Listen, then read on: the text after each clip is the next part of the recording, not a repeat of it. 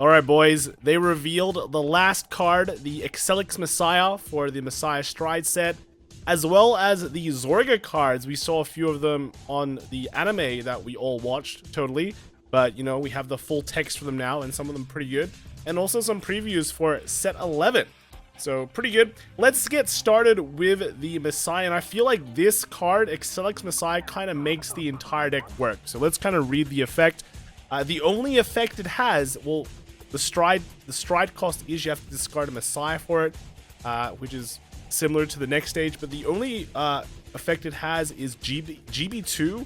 When this card attacks, you counter blast 1, and you choose any number of any player's lock cards and unlock them. If you unlocked a card, choose the same number of your rear guards as the number of cards unlocked by this ability. Stand them, and until the end of the turn, all your front row units get power plus 10,000, and this unit gets a critical one.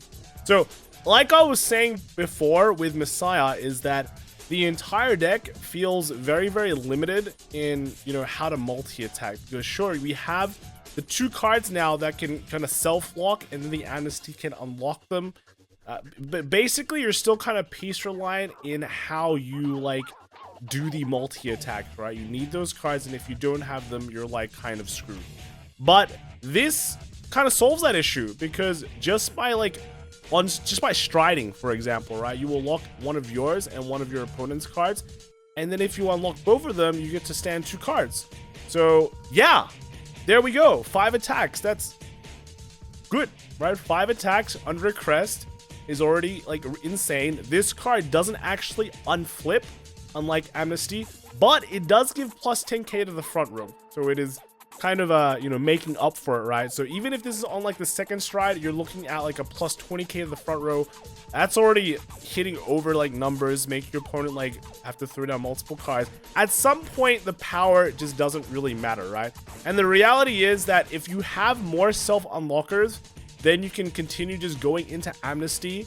But then once you don't, you have this card that can kind of bail you out of those bad situations, and you know, still let you continue to do, like, the multi-attacks that you want to do, right? So overall, I think this is a very, very good card, and kind of just makes the entire deck work. It gives the deck that kind of safety status where you'll always, you know, before you're thinking, do I get to multi-attack this turn? And this card just says yes. After your first stride, you'll always be able to multi-attack, right? So very, very good. Very, very good card. Next we have is the Zorga Masks, and we pretty much saw the full effect of this card already, but we'll kind of go over it. So the first effect is that this card can only be ridden from a grade 3 with Zorga in its card name, so you can't mix, right? Second effect is when you would play a normal order, you bind a normal order from your drop and Alchemagic. And a lot of people have been saying that, you know, this doesn't require you to bind a different named order, so you can technically Alchemagic with the same card, the same order, which is it's a very, very nice addition, just because you have to, you know, go into a few extra steps to go into this card, even though the steps might not be that great, that difficult, but, you know, it's still nice. Then the third effect is if you did Alchemagic this turn, all your front row units get power plus 10,000, which is it's pretty good. That's pretty good. The extra power for Zorga is just nice, especially when you see the kind of cards it gets, like, soon. And then the last effect is an act once per turn. Remove a card with Zorga in its different card name from this unit, from your hand, soul, or drop.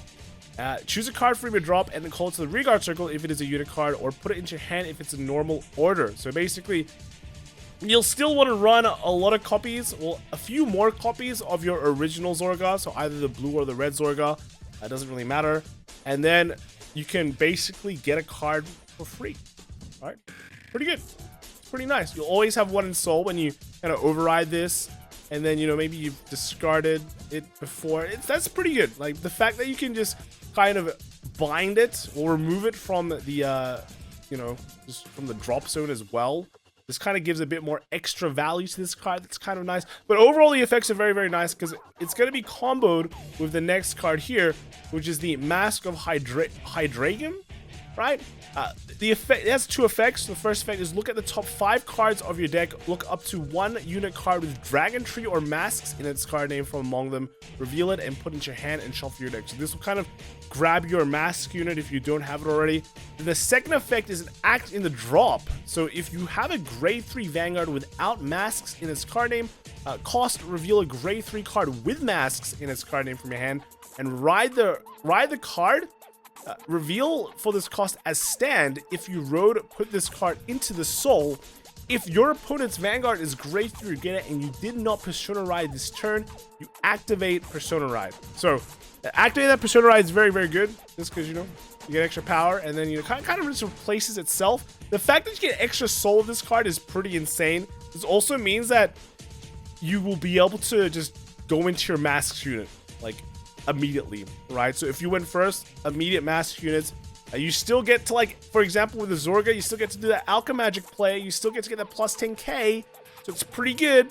And then if you went second, you straight up just go into it and get that Persona Ride, so you just kind of pop off, right? In a way, you will always Persona Ride first, unless your opponent plays the mask, then they will Persona Ride first. But that does make it very, very strong. With Zorga as well, you know, now you have the Shadow Cloak, so you don't actually have to run that many copies of this max, which is pretty good. It's kind of insane when you think about it, right? It just makes everything easier. Also, you know, this was in the Q&A that they did. You can actually just play the mask to get that top 5 chick, and then use the effect in the drop zone as well. So extra kudos, right? It's not limited because, you know, apparently just using the drop zone effect isn't actually playing in order. So very, very important, especially in a deck like Zorga, where you'll be playing a lot of orders. But overall, a very decent card, surprisingly. Usually a lot of these, you know, 2 hot card combos, the effect has to be really, really good for you to, like, want to put them in the deck, right? And this one kind of passed the test, I think. Kind of passed I mean, it's going to be interesting how many copies of this card we want to put in a deck that is not like Zorga. Because Zorga just has a way to stretch it out, but judging from a few more cards, there are other, there's more possibilities, right? So we look at this guy. This is Dragon Tree Wretch Death Eolith, right? So auto, when this unit is placed in the rearguard circle, counterblast 1 and soul blast 1, choose one of your rearguard circles without any Dragon Tree markers and put a Dragon Tree marker. Then search your deck for up to 1 Mask of Hydreigon, reveal it and put your hand and shuffle your deck. So straight up, if you have this card, you search your mask, right? So I'm only going to imagine they're going to print these cards for the other nations as well. Just one, they need more ways to kind of generate a Dragon Tree marker, I'm guessing. Because right now we do have just like the one support that we got from Set 9. But then if they all search for the mask, then you actually don't need to run that much masks, right? You just need to draw this card and then pop off, right? So pretty good. In terms of Dragon Tree markers, I feel like the most important ones are just getting 2 Dragon Tree markers, and then anything after that is a plus. Because they do require like a counterblast at least to be able to you know, make a Dragon Tree marker, so it does become a bit more heavy counterblast. Yeah, otherwise, you know, the funny thing is I probably wouldn't put this card in the deck. That's the funny thing. Like, you probably just run your normal build of like Zorga with some new cards, and then you're kind of good to go, because we also have this, probably the strongest card revealed. This is Keel Severing. Auto in the drop zone, when the teasing spiritual Zorga mask on your Vanguard circle attacks, if you do not have a Keel Severing on your rearguard circle, a cost, counterblast 1 and retire a rearguard, and call this card to a rearguard circle with a Dragon Tree marker. So this makes the 4th attack for Zorga that a lot of people have been talking about. A lot of jokes have been said that now you can run Illipulse, and indeed you can. You can run Illipulse. Just do you have the space for it, right? Do you have the space for it? But this does make the 4th attack for Zorga. The power is very low. It is a 5k power, but again, you know, Zorga Mask just gives you a plus 10k. Then you have things that give extra 5k power as well, or 10k power, depending on what order you Alchemagicked. So in a way, you know, you're getting a lot of power. You're also getting a lot of, you're gonna have Persona Ride as well. So this guy's more likely hitting for like 35k. You know, 35k, 4th attack. That's not bad. That's pretty good in my books. So overall, yeah, I think these cards for Zorga actually just make it a really, really good deck. You have to be a bit more careful about it in the future, right? Pretty cool, pretty cool. But yeah, the mask stuff is very, very interesting, I have to say. The mask stuff is very interesting.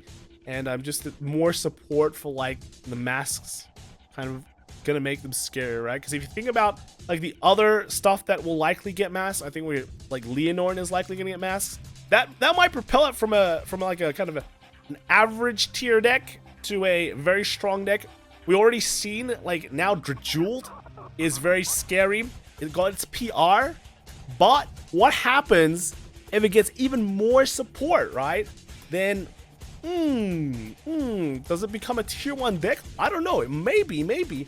Orphist? What is Orphist gonna do, right? That's a good question. It came second at Worlds, right? Is it gonna become first now? We don't know. I think it's very cool. And then they kind of announced some, well, this is gonna be like 5 secret rares.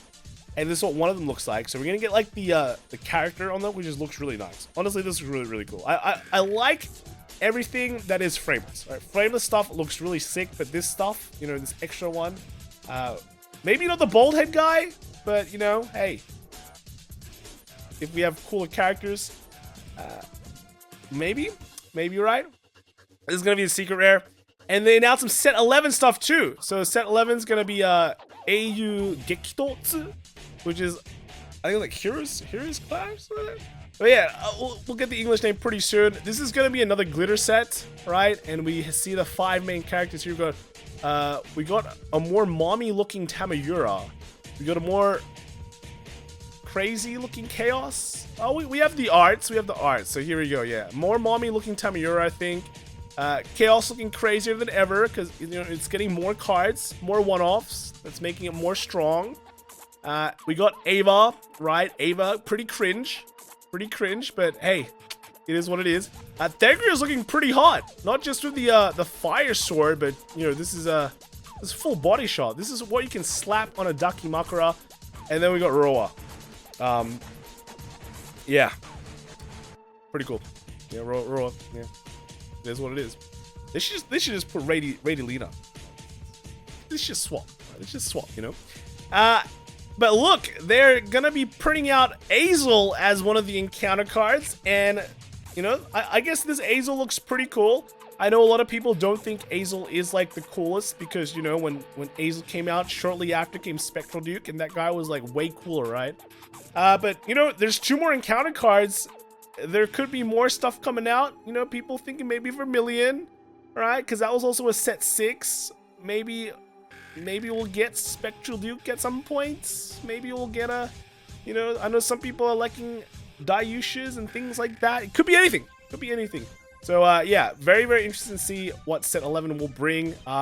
Funnily enough, I feel like because they're going to print these guys out, they might not invalidate the old grade 3s. So they might be getting more expensive as well. Might be like new cross rides or something like that. I don't know. Don't ask me. I'm just speculating. But yeah, let me know what you all think in the comments below. All of the cards they reveal this time are very cool. And I think set 10 is looking to be very nice. So let me know in the comments what you guys think. And I'll see you guys later. All right, bye.